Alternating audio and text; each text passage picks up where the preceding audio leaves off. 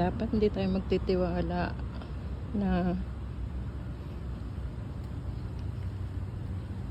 maayos ang puno. Gawa ng gaya nito, biglang bumagsak ng isang araw. Yun pala, ano na, gapok na. Sira na talaga, matanda na. Mabuti walang mga tao. Nakikita ko yung pagbagsak. Mabuti walang narito sa labas na ito. Wala na tuyo na.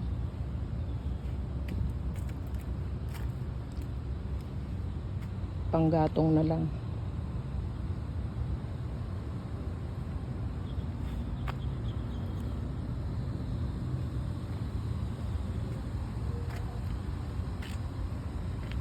Tuyo na siya, kaya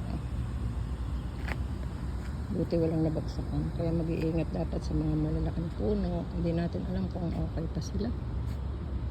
Kaya yan bumagsak. Thank you guys.